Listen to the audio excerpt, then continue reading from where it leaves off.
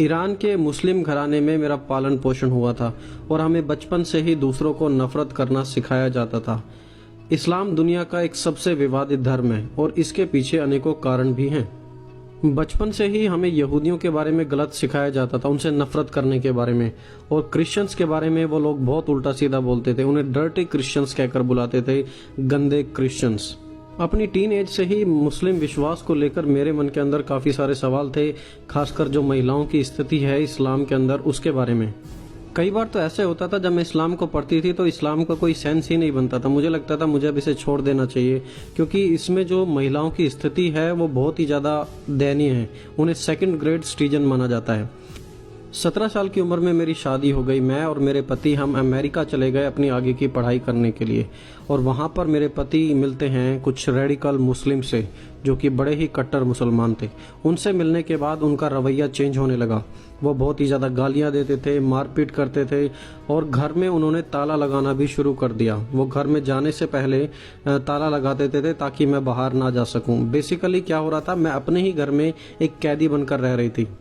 अब हमारे रिश्ते में कोई प्यार नहीं बचा था। उनका प्यार कभी कभार के लिए था, मिल गया तो ठीक है, नहीं तो कभी नहीं। तो मैं अल्लाह से दुआ करने लगी कि अल्लाह आप मेरी दुआ सुने। मैं बहुत ज़्यादा दुआ करती थी, रो रो कर, और मेरी दुआ यही थी कि खुदा आप उनके मन में कैसे भी करके मेरे लिए प्यार डाल दें ताकि हमारी शादी ना टूटे और हम बच जाएं। लेकिन मैं काफ़ी समय मैंने वेट किया और उसके बाद ऐसा लगता था कि अब कुछ नहीं बदलने वाला है। तब मैंने कहा कि हम डिवोर्स कर लेते हैं, हम अलग हो जाते हैं। वो मुझे कई बार इतना मारते थे कि मैं अपने कॉलेज भी नहीं जा सकती थी, क्योंकि मेरा चेहरा काला और नीला होता था। और वो कहते थे कि अब मैं तुम्हें ईरान दोबारा लेकर जाऊंगा और वहां पर जाकर तुम एक अच्छी पत्नी बन जाओगी इस्लामिक रूल के अंडर में। मुझे बहुत ज़्यादा मारा जाता था। तब मैंने अपने पति से कहा कि ये ईरान नहीं है, ये अमेरिका है, तुम मुझे ज़बरदस्ती यहाँ से नहीं ले जा सकते और नहीं मार सकते। तब वो मेरे बेटे को किडनैप करके ईरान ले गया और हमारा डिवोर्स हो गया। उसके बाद मेरा कभी अपनी फैमिली से कोई रिलेशन नहीं रहा और ना ही कभी उनसे बात हुई, ना ही मैंने अपने बेटे को कभी दोबारा देखा। मेरे पास काफ़ी सारी फाइनेंशियल प्रॉब्लम्स थी। मैं जॉब करने लगी और 5 साल बाद मैं एक कार्वर नाम के एक दूसरे व्यक्ति से मिली जो मेरा मंगेतर बन गया। और एक दिन जब मैं बैठकर अपने घर पर दुआ कर रही थी अपने फाइनेंसेस के बारे में, अपने परिवार के बारे में, मैं मोहम्मद से और बाकी सभी नबियों से दुआ कर रही थी कि कोई भी मेरी दुआओं का जवाब दे। और तभी मैं क्या देखती हूँ कि मेरे पति भी वहाँ से आ रहे थे और बिल्कुल मेरे सामने वाले दरवाजे पर जहाँ मैं दुआ कर रही थी वहाँ मैंने देखा कि वो खड़े हुए थे और मैंने पहचान लिया कि वो प्रभु यीशु मसीह हैं। और मैं अपने पति से कहने लगी, और मैं तो देखिए दुआ भी नहीं कर रही थी यीशु मसीह जी से, लेकिन वो मुझे वहाँ पर दिखने लगे। वो राइट मेरे सामने बिल्कुल वहाँ पर खड़े हुए थे। मैं अपने पति को भी दिखाने लगी कि देखिए आप, वो वहाँ पर सफ़ेद कपड़े पहनकर खड़े हुए हैं। और मैं जानती थी कि वो यीशु मसीह हैं। उस समय मुझे यीशु मसीह के बारे में और क्रिश्चियनिटी के बारे में कुछ ज़्यादा नहीं पता था, लेकिन वो मेरे लिए एक समय था जब मैं ईसा के बारे में और भी ज़्यादा जानने के लिए तैयार थी। उस समय से खुदा यीशु मसीह के बारे में, उनके कलाम के बारे में, मसीहत के बारे में जानने के लिए मेरी रुचि बहुत ज़्यादा बढ़ने लगी। मैं दुआ करने लगी और मैं ईसा और मसीहत के बारे में बहुत कुछ जानने लगी। मैं बैठ के एक दिन प्रोग्राम देख रही थी टीवी पर जो कि 700 क्लब की तरफ से आता है, और वहाँ पर उस प्रोग्राम में देखा मैंने पैट रॉबर्टसन जो कि यीशु मसीह के बारे में कुछ बातचीत कर रहे थे। मुझे लगा एक धार्मिक प्रोग्राम है। मैं वहाँ पर रुक गई और मैं देखने लगी। लास्ट में उन्होंने एक ऑल्टर कॉल दी, यदि आप चाहते हैं कि यीशु आपकी ज़िंदगी में आए तो मेरे बात जो मैं कहता हूँ वैसा कहो। और मैंने बिल्कुल ऐसा ही किया। तो पहली बार मुझे ऐसा लगा कि प्रभु यीशु मसीह मेरे दिल में आ गए और मैं उन्हें अनुभव कर पा रही थी।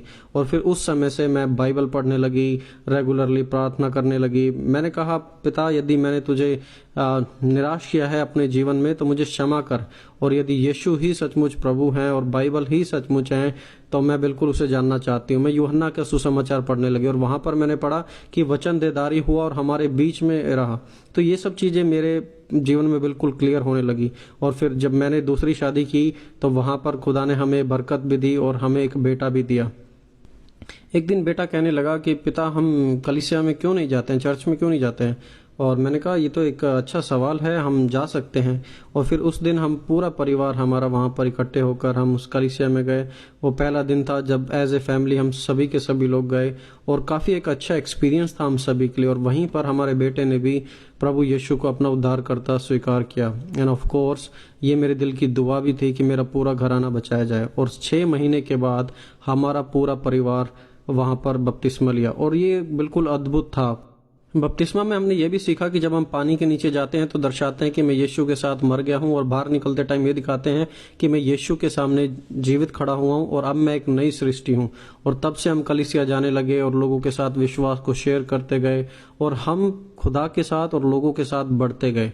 और तब हमारा उद्देश्य था कि हम दूसरी आत्माओं को बचाएं और दूसरी आत्माओं को भी यीशु मसीह के पास लेकर आएं, ताकि वो भी अनंत जीवन प्राप्त कर सकें जो उन्होंने हमें दिया है। और उसके बाद हमने जाकर जगह जगह यीशु के बारे में लोगों को बताना शुरू कर दिया। मुसलमान, बुद्धिस्ट, हिंदू, जो कोई भी ऐसा होता था जो यीशु के बारे में नहीं जानता था, हमारा उद्देश्य था कि मसीहत में हमारे पास एक उद्धार करता है और उसके बारे में बताना ही हमारा फर्ज है, जो मरा और जो दुनिया को माफ करने का अधिकार रखता है और दोबारा से वापस आएगा।